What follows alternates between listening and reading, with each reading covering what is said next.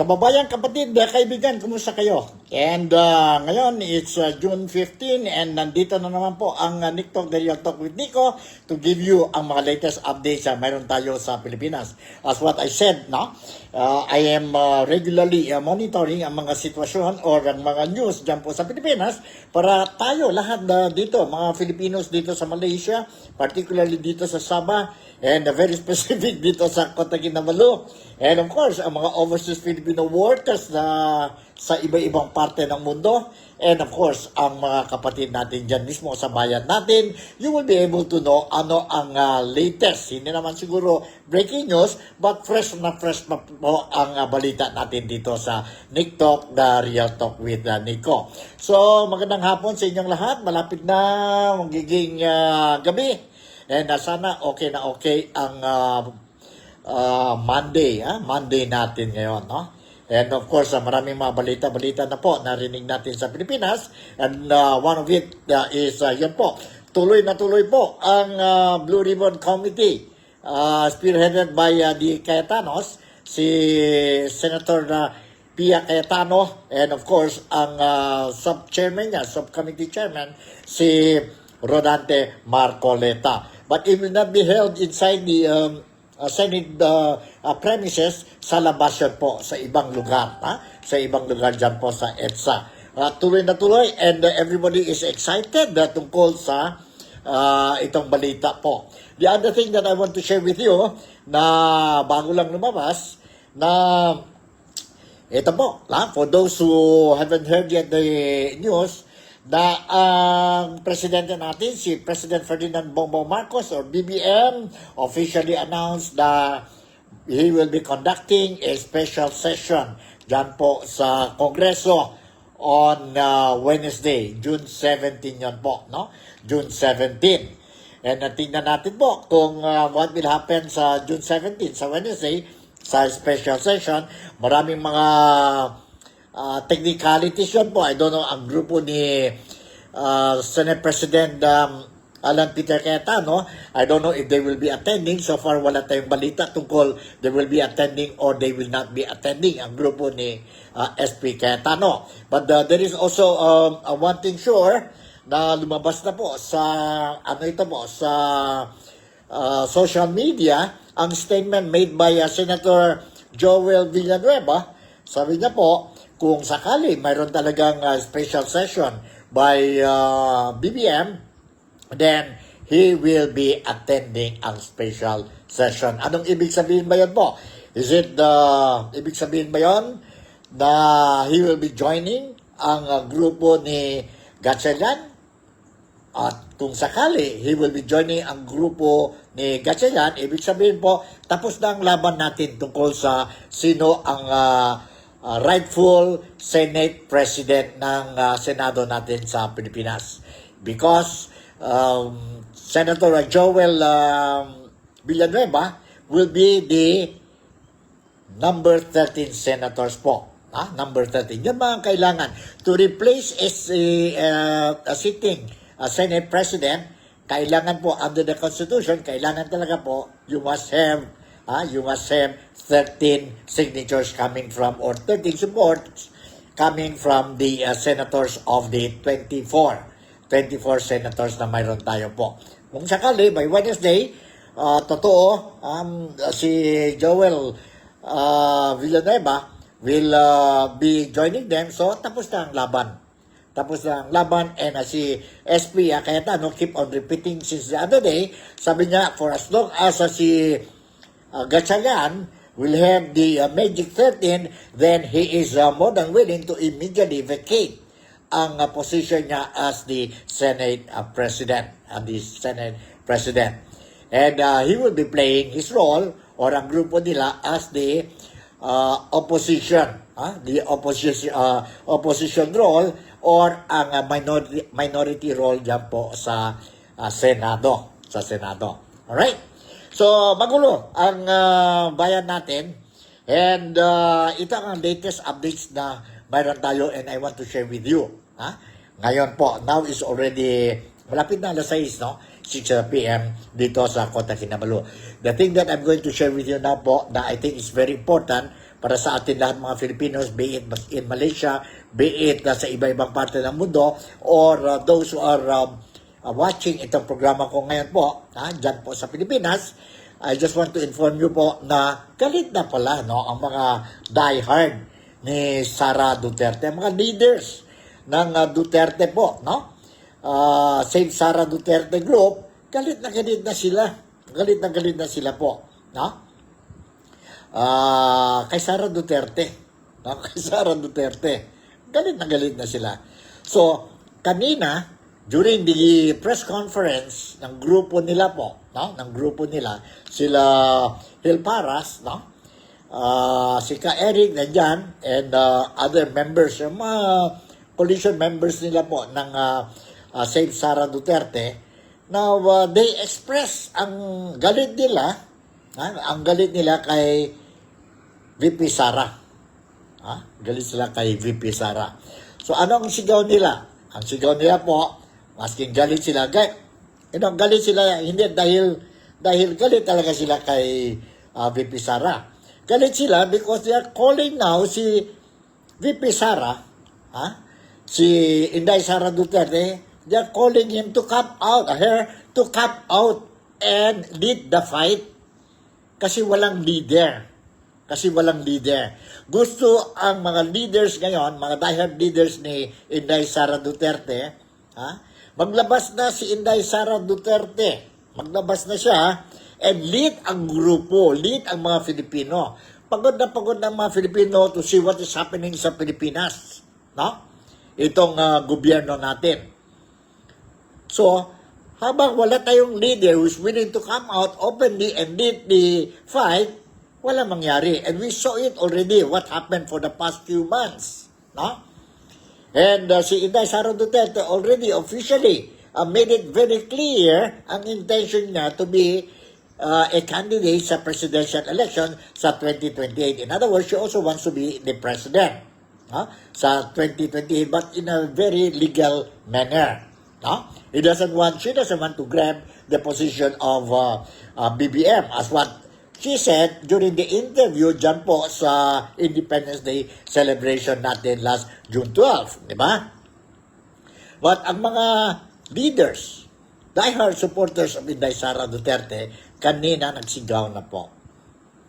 Calling Inday Sara Duterte to once and for all come out and lead ang fight ng bayan against itong graft and corruption, against itong gobyerno ng BBM. Kasi pagod sila. And they keep on saying na nothing will happen if Inday Sara Duterte or the Vice President Duterte will not come out and remain inside her office. Sayang. And they assured si Inday Sara Duterte ang mga followers nila, ang Filipino, majority of the Filipino, is just waiting for Inday Sara Duterte to come out. Kagaya ba yun po, sabi nila, kagaya ba yun, what happened to the late Ninoy Aquino? He sacrificed, he went out, thinking that no matter what will happen, is worth dying for as a Filipino. Sabi ni late Benigno Aquino, o si Ninoy Aquino po. And he came out and lead the group. Kaya nga, ang daming tao nagsuporta kay Ninoy Aquino. So this is what ang mga diehard supporters ni Inday Sara Duterte is asking now kay Inday Sara Duterte to come out, lead the group, kasi grabe na ang sitwasyon sa Pilipinas. Okay? Mayroon tayo dito video clip po. I prepared during the press conference nila, itong grupo nila po, si Congressman Hil Paras, and may mga statements they made, and I think it's worthwhile sharing this video clip sa mga followers natin dito po sa Nick Talk, The Real Talk with Nico. You listen carefully. Pasensya lang po. I got it from the online press conference nila, and medyo may konting problema tayo sa audio, no? But pwede na. You can hear, you can understand what they are saying, but a little bit may disturbance ang sound po, no? But listen carefully po, no? Listen carefully to the statement made by itong diehard supporters of Inday Sara Duterte. Bottom line is very clear. Now they are calling Inday Sara Duterte to come out and lead ang Filipino po sa fight na ito po. No? Fight natin sa gobyerno. So let's watch and listen to this video clip. Hold on, nandito. And, okay, sandali. Nandito po. Let's watch and listen to this video clip. Alright, sandali po.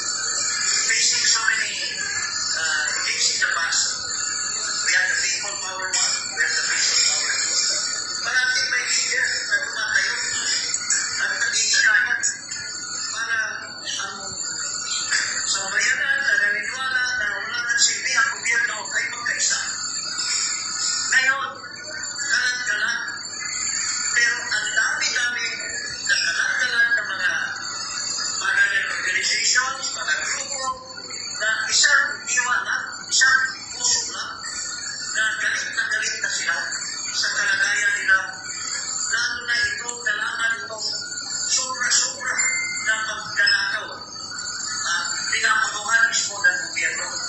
Na dapat sana, ng gobyerno na ito, gagamitin yung pera na yan para sa kabutihan, para sa magandang kinabukasan ng mga Pilipino. Lalo na po yung mga mahirap.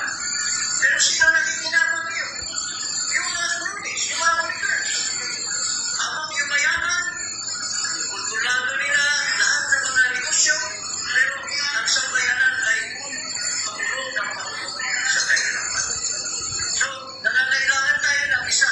At isa ang tumatayo na tao na legitimate, inalaan ng 32 billion. Kaya, Madam Vice President, dito ay humihingayan sa iyo. Lumabas na po kayo.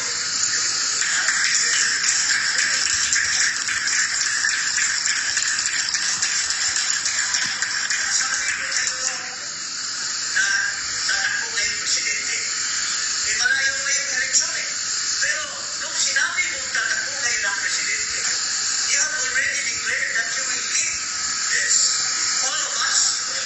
Pero if you're just inside your office or you are just visiting a little number of people, you are not uniting all of us who believe in you as the true leader, wala pong mangyayari. Sa dami namin expression of grievance against the government, kalat-kalat po kami. Hindi kami magkamuong dahil hindi namin narinig ikaw lumabas at hinihikayan nyo kami na magkaisa under your leadership, Madam Vice President. So,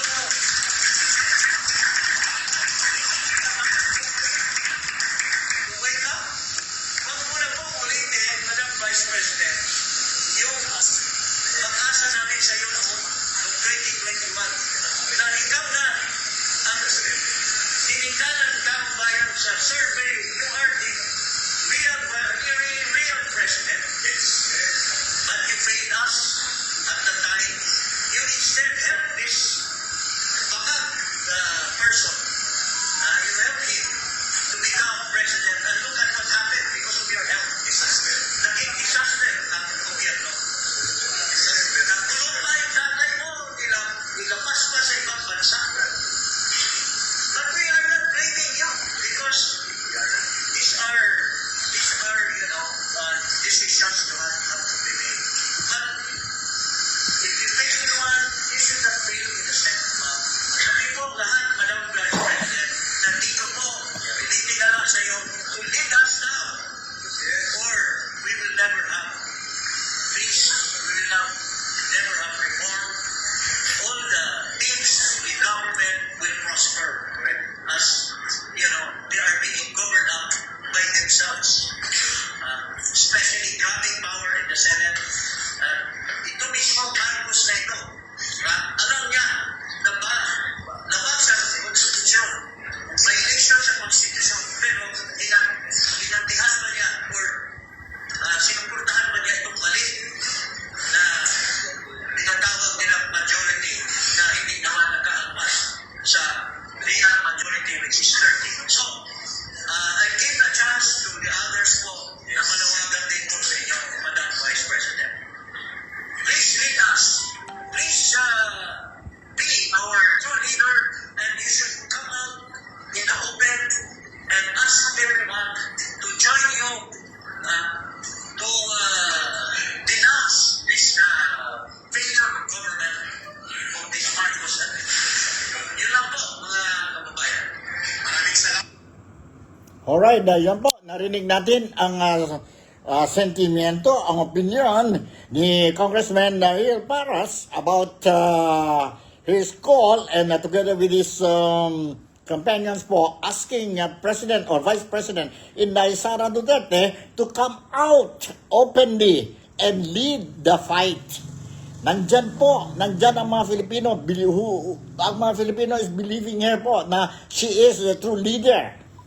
But if she will not come out po, sabi nila, then nothing will happen. Nakita na natin for how many months already. No? Months na po. And wala nangyari. Kasi she is not coming out. Kaya nga ngayon, they're asking already Inday Sara Duterte, dapat maglabas na si Inday Sara Duterte and lead the fight. Fight. Kasi galit na ang mga Filipino. For what is happening sa bayan natin. Sa inyo po, what do you think? You think it's about time? You think it's right for itong mga diehard ni Inday Sara Duterte to call her once and for all to come out and lead the fight. Lead the fight. Kagaya what happened kay late former Senator Ninoy Aquino. Yung people's power po. Yung people's power. So, this is it. This is what happened. Okay, I will be sharing with you another video clip po. Ang mga ibang leaders nila po also gave ang statements nila po, ang opinion nila regarding ang call for Inday Sara Duterte to come out and lead the fight for the Filipinos po. Nandito, let's watch and listen to this. This is the reason why I decided to come out with another a blogging today. This is my second blogging because I believe na tayo, mga Filipino dito sa Malaysia. In fact, I heard a lot of things already from our fellow countrymen dito sa Malaysia. They are saying na, dapat talaga si Inday Sara Duterte maglabas na talaga and lead the fight. Kung hindi, walang mangyari. Kung hindi, walang mangyari. Nandyan ang suporta sa kanya, but a little bit hesitant ang mga tao po because they don't see ang leader nila who is willing to come out openly and fight for the rights of the Filipinos. Let's watch and listen to this video clip po. Hold on. Nandito po. Sandali, Sandali. Okay, nandito. Alright. Okay.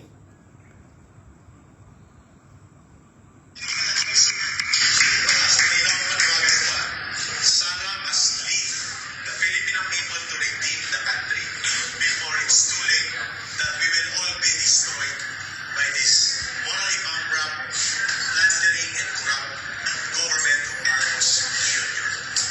Bibigyan ko natin ng karagdagang panawagan ang aking mga kasama doon sa panawagan na Sara must come out to lead the people and lead the redemption of the country. Lead the redemption of our beloved Philippines. Kasama po natin si Atty. Manny Luna and then the rest of the leaders mamaya magbibigay din po ng solidarity call of message reaction sa panawagan ni Atty. Jing. Atty. Manny Luna. May Save Sara Movement, NCR, and Save Sara Movement Cebu, and Save Sara Movement Bohol.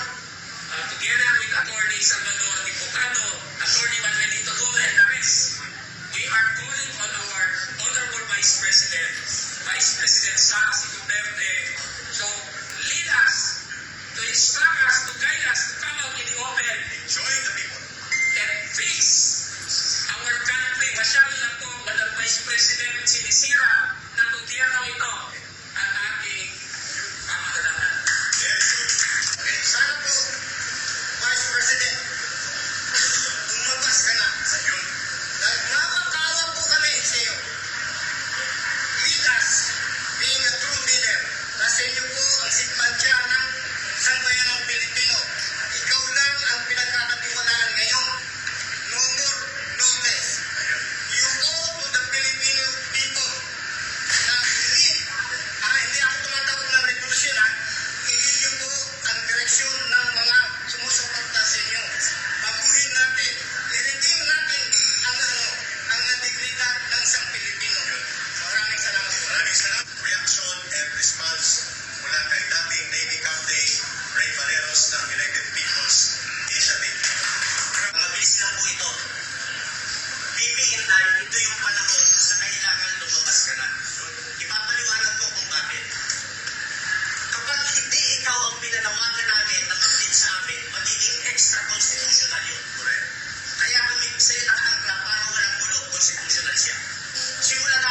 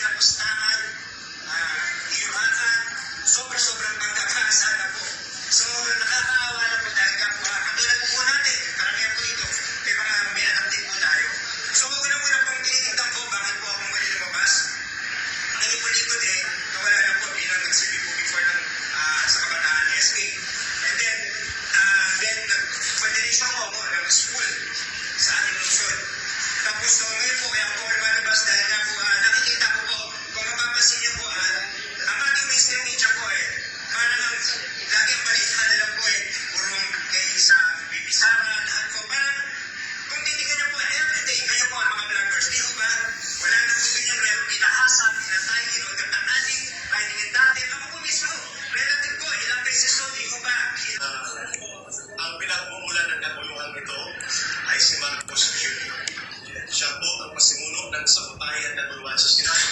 Siya din po ang itinutulong mastermind of all evidence and all witnesses. Siya po ang nagpasimulo ng tinatawag na monumental restoration of graft and corruption in the country. One way to move forward, but to call on the Vice President to offer herself to lead the country and the people in a peaceful way, in a peaceful manner, in a peaceful action that will unify all initiatives, calling for Marcos to step down and protect the institutions of democracy.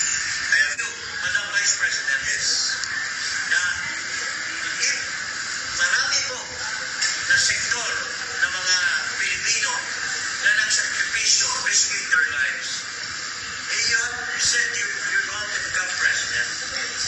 Eh, why don't you sacrifice yourselves also together with us? Yes. Join us. And join us, and you should be the leader. Nasa, pag tumayo po kayo dyan, manawagan kayo, nandiyan po kami lahat. Yes. We will support you. To our blood and death, we will support you, Madam Vice President. Yun lang po.